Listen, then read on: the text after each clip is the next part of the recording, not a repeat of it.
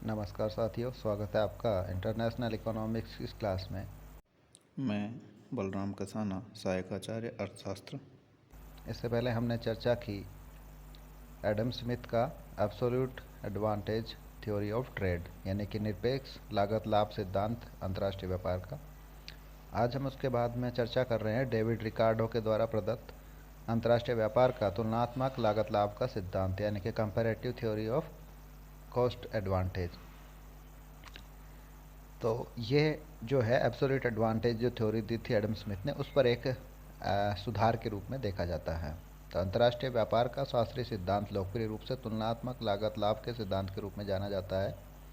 यह 1815 में David Ricardo द्वारा प्रतिपादित किया गया था। तुलनात्मक लागत लाभ के संदर्भ में शास्त्रीय दृष्टिकोण जैसा कि रिकार्डो द्वारा दिया गया है, मूल रूप से बताना चाहता है कि व्यापार द्वारा कैसे देश लाभान्वित होते हैं और ये लाभ किस प्रकार से प्राप्त करते हैं और क्यों प्राप्त करते हैं। तुलनात्मक लागत लाभ का विचार रिकार्डो द्वारा एडम स्मिथ के निरपेक्ष लागत लाभ के सिद्धांत द्वारा अंतर्राष्ट्रीय व्यापार को क्षेत्रीय विशिष्टीकरण के द्वारा समझाने में विफल होने पर उसकी प्रतिक्रिया के रूप में दिया गया है। रिकार्डो का सिद्धांत क्या कहता है ये वाला? तो रिकार्डो ने कहा कि अन्य चीज़ें समान होने पर एक देश उन वस्तुओं का उत्पादन करने और निर्यात करने की ओर अग्रसर होता है जिनके उत्पादन में उसे अधिकतम तुलनात्मक लागत लाभ या न्यूनतम तुलनात्मक हानि होती है। सरकार देश का आयात जो होगा अपेक्षाकृत कम तुलनात्मक लागत लाभ या अधिक तुलनात्मक हानि वाले सामानों का होगा। तो क्लियर कट बात है कि जिन वस्तु के उत्पादन में उसको तुलनात्मक लागत लाभ प्राप्त है उनका वो निर्यात करेगा और उनका विशिष्टीकरण करेगा उत्पादन में, और जिनमें उसको हानि है उसका उत्पादन नहीं करके और दूसरे देशों से आयात करेगा। तो रिकार्डो का जो मॉडल है उसको समझाने के लिए उसने अपने एक मॉडल प्रस्तुत किया है जिसको हम निम्न तरीके से देख सकते हैं। तो उन्होंने माना है कि दो देश हैं और दो वस्तुओं का उत्पादन करते हैं और एक उत्पादन का साधन श्रम है। इसके बाद में और कुछ मान्यताएं ली हैं जो निम्नानुसार हैं। पहली मान्यता है कि उत्पादन का एकमात्र साधन श्रम है। ठीक है, यानी कि एकमात्र साधन ही इसमें उपयोग होता है दोनों वस्तुओं के उत्पादन में, वो है श्रम। दूसरा है उत्पादन की लागत को संलग्न श्रम इकाइयों के संदर्भ में मापा जाता है, यानी कि लेबर थ्योरी ऑफ वैल्यू, यानी कि मूल्य का जो श्रम सिद्धांत है उसको मानते हुए चला गया है कि केवल उत्पादन की लागत है उसमें लगने वाले श्रम के मूल्य पर निर्भर करती है ओनली। श्रम एक देश के भीतर पूरी तरह से गतिशील है लेकिन अंतर्राष्ट्रीय स्तर पर पूर्णतः अगतिशील है, यानी कि श्रम की आंतरिक पूर्ण गतिशीलता की मान्यता ली गई है। श्रम की सभी इकाइयाँ समरूप है, यानी कि जो भी श्रमिक हैं वो सभी समान क्षमता वाले हैं। इसके अलावा अप्रतिबंधित या मुक्त व्यापार है, विभिन्न देशों के बीच में फ्री ट्रेड है।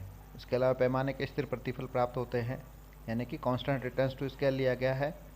और एक है पूर्ण रोजगार संतुलन, यानी कि उत्पादन के सभी साधन पूर्णतः नियोजित है और एक पूर्ण प्रतियोगिता पाई जाती है, यानी कि चाहे श्रम बाजार हो चाहे से वस्तु बाजार, और दोनों में पूर्ण प्रतियोगिता पाई जाती है। तो इन मान्यताओं के तहत मान लें कि दो देश हैं ए और बी और दो वस्तुओं का उत्पादन करते हैं दोनों देश एक्स और वाई का। अब तुलनात्मक लागत अंतर को समझना चाहें तो उसको हम नीचे दिए गए एक उदाहरण के माध्यम से, जिसमें काल्पनिक डेटा लिया गया है, उसके अनुसार समझ सकते हैं। निरपेक्ष लागत अंतर, जिसमें कहा गया है, एडम स्मिथ ने बताया कि अगर निरपेक्ष लागत अंतर विद्यमान है तो एक देश उस वस्तु के उत्पादन में विशिष्ट होगा या विशेषज्ञ होगा जिसमें उसे निरपेक्ष लागत लाभ प्राप्त होगा। तो इस चीज़ को हम नीचे दी गई तालिका के माध्यम से समझ सकते हैं।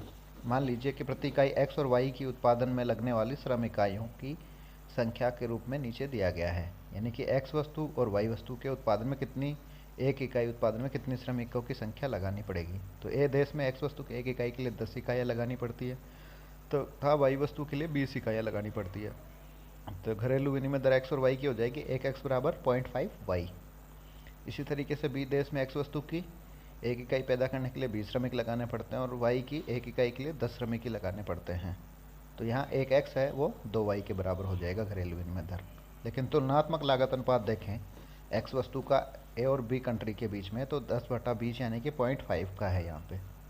जबकि वाई वस्तु का देखें तो वो आ रहा है 20/10 यानी कि 2 का। तो एक्स वस्तु का किसके पक्ष में जा रहा है, यानी कि लागत जो है वो मिनिमम किसके लिए है, ए कंट्री के लिए है एक्स वस्तु की। और बी वस्तु की देखें तो वाई वस्तु की देखें तो वो बी के पक्ष में जा रहा है। तो उपरोक्त से निष्कर्ष निकलता है कि देश ए को देश बी की तुलना में एक्स के उत्पादन में निरपेक्ष लागत लाभ प्राप्त है, जबकि देश बी को देश ए की तुलना में वाई का उत्पादन करने में निरपेक्ष लागत लाभ प्राप्त है। इस स्थिति में जब व्यापार होता है तो ए उत्पादन में विशिष्टीकरण करेगा और अपने अधिशेष को बी को निर्यात करेगा, और बी जो है वाई के उत्पादन में विशिष्टीकरण करेगा और अपने अधिशेष को, जो उसके पास सरप्लस पैदा होगा, उसको ए को निर्यात करेगा। तो ये हो गया निरपेक्ष लागत अंतर वाला। अब हम देखते हैं समान लागत अंतर वाला। रिकार्डो का तर्क है कि यदि समान लागत अंतर विद्यमान होता है तो व्यापार और विशिष्टीकरण किसी भी देश के लिए फायदेमंद नहीं होता है, और ऐसी स्थिति में कोई भी देश विशिष्टीकरण की तरफ और अंतर्राष्ट्रीय व्यापार की प्रक्रिया को नहीं अपनाएगा। तो इसको हम समझते हैं नीचे दी गई एक तालिका के माध्यम से। तालिका में देखते हैं अपन प्रति इकाई एक्स और वाई उत्पादन की लागत श्रम की इकाइयों के रूप में। तो देख रहे हैं यहाँ पे दूसरी स्थिति है, ये पहले वाला डेटा नहीं है, इसमें डेटा चेंज है। तो एक्स वस्तु की एक इकाई बनाने के लिए ए देश में 10 इकाइयाँ लगानी पड़ती है श्रमिकों की, और वाई वस्तु की एक इकाई के लिए ए देश में 20 इकाइयाँ लगानी पड़ती हैं। तो घरेलू विनिमय दर यहाँ पे पहले की तरह एक एक्स के लिए 0.5 वाई दिया जाएगा, लेकिन बी देश में यहाँ पे चेंज कर दिया है डाटा। तो वो है कि बी देश में एक्स वस्तु की एक इकाई उत्पादित होती है 15 इकाइयों में श्रम के, और वाई वस्तु की एक इकाई होती है बी देश में 30 इकाइयों में श्रमिकों की। तो यहाँ स्थिति देखेंगे अपन, तो घरेलू विनिमय दर देखें आप, यहाँ पे एक एक्स के लिए 0.5 वाई यहाँ पे वापस आ गया है स्थिति में। तो यहाँ पे दोनों की विनिमय दरें समान है। अब तुलनात्मक लागतों का देखते हैं। तो 10/15 एक्स वस्तु के लिए ए और बी का अनुपात निकाला तो 0.66 आया, 2/3 आ रहा है। इसी तरीके से वाई वस्तु का भी देखा तो 2/3 आ रहा है, 0.66 आ रहा है। तो दोनों वस्तुओं में जो है तुलनात्मक लागत अनुपात जो है वो समान आ रहा है। तो यहाँ पे एक ऐसी स्थिति आ गई है जहाँ पे किसी भी देश को कोई लाभ नहीं है, किसी भी देश का लागत अंतर जो है वो अलग अलग नहीं है, दोनों वस्तुओं के लिए लागत अंतर समान है। तो समान लागत अंतर के कारण दोनों देशों के लिए दोनों वस्तुओं में तुलनात्मक लागत अनुपात समान है। इसलिए विशिष्टीकरण के लिए कोई भी कारण यहाँ विद्यमान नहीं है। तो दोनों देशों के बीच में कोई विशिष्टीकरण नहीं होगा और कोई अंतर्राष्ट्रीय व्यापार नहीं होगा। तो ऐसी स्थिति में अगर कोई चीज़ है तो वहाँ पे अंतर्राष्ट्रीय व्यापार की व्याख्या करने में ये सिद्धांत असफल रहता है। अब बात करते हैं तुलनात्मक लागत अंतर की, जहाँ पे तुलनात्मक लागतों में अंतर पाया जाता है। तो यही मेन बात है जो इस सिद्धांत को, जिस पर यह सिद्धांत आधारित है। तो रिकार्डो ने जोर दिया कि सभी परिस्थितियों में यह तुलनात्मक लागत लाभ है जो विशिष्टीकरण और व्यापार का कारण बनता है। तो इस सिद्धांत में जो बात करते हैं वो मेनतः तुलनात्मक लागत अंतर की, जिसको हम निम्न तालिका से समझेंगे। तालिका में फिर से वही दिखाया गया प्रति इकाई एक्स और वाई वस्तु के उत्पादन के लिए आवश्यक श्रम इकाइयों की संख्या के रूप में। तो देश ए जो है वो एक्स वस्तु की एक इकाई के लिए 10 श्रम इकाइयों का उपयोग करता है और वाई वस्तु की एक इकाई के लिए 20 श्रम इकाइयों का। तो इसमें घरेलू विनिमय दर वही पहले वाली रहेगी, 1x के लिए 0.5 वाई दिया जाएगा। देश बी में देखें तो स्थिति अलग हो गई है। अब यहाँ पे एक्स वस्तु की एक इकाई के लिए 15 श्रमिक इकाइयाँ और वाई वस्तु की एक इकाई के लिए 25 श्रमिक इकाइयाँ लगाई जा रही हैं। तो यहाँ घरेलू विनिमय दर एक्स के लिए 0.6 वाई हो जाएगा।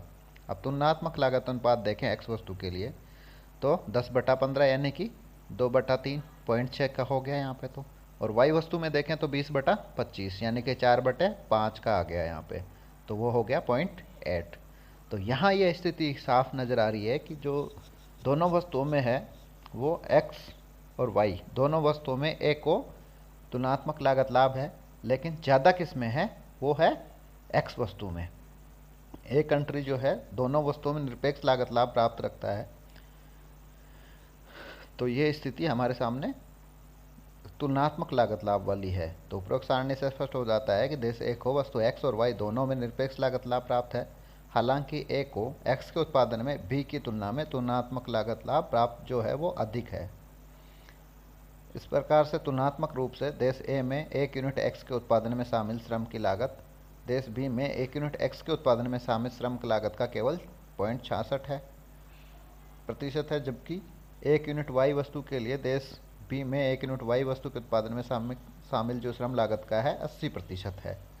तो कम श्रम किधर लग रहा है, एक्स वस्तु में। ए देश में एक्स वस्तु के उत्पादन में 66% ही लगाना पड़ रहा है बी की तुलना में, जबकि उधर जो वाई वस्तु है उसमें 80% लगाना पड़ रहा है बी की तुलना में। तो ऐसी स्थिति में कम श्रम लगेगा, वो उसके लिए सस्ती पड़ेगी, तो वो है एक्स वस्तु। तो सस्ता उत्पादन एक्स वस्तु का ए देश में और बी वस्तु का बी देश में वाई वस्तु के उत्पादन में तुलनात्मक लागत लाभ प्राप्त होगा। तो तुलनात्मक लाभ को जानने के लिए हमें दोनों देशों में एक वस्तु के उत्पादन की लागत के अनुपात की दोनों देशों में अन्य वस्तु के उत्पादन की लागत के अनुपात के साथ तुलना करनी होती है। जैसे कि हमारे उदाहरण में x के मामले में पहले हमने किया 10/15 और y के मामले में 20/25। तो ये दोनों अनुपात हमने चेक किए और उनका अगर अंतर डिफरेंस है तो वो है तुलनात्मक लागत लाभ वाला।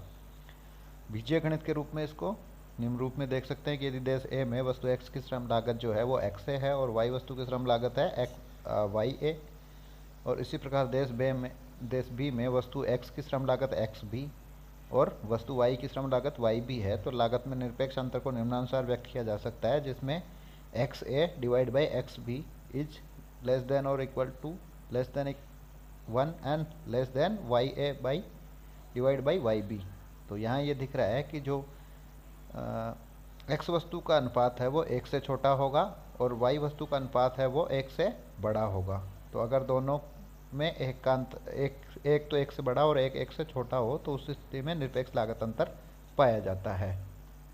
और जिस वस्तु के लिए 1 से कम होगा उसका मतलब होता है, जैसे एक्स ए जो है x A divide by x b है वो 1 से कम है, तो यहाँ एक्स वस्तु में ए कंट्री को निरपेक्ष लाभ होगा और दूसरी वस्तु में दूसरे कंट्री को निरपेक्ष लाभ होगा।